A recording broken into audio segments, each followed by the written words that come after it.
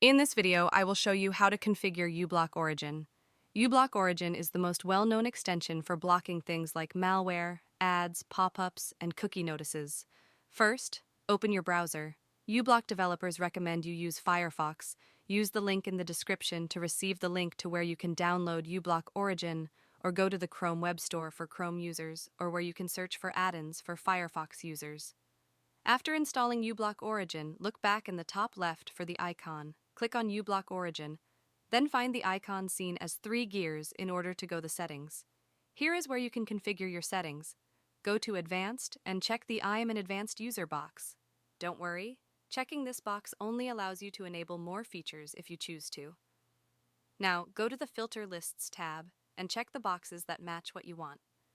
After you're done, scroll to the bottom and take a look at the Help icon next to Import. When you click that icon, it sends you to another page where you can find where filter lists are aggregated. Now you can click the link where it will take you to the website. Feel free to spend some time on the website to find the best filter list made for you.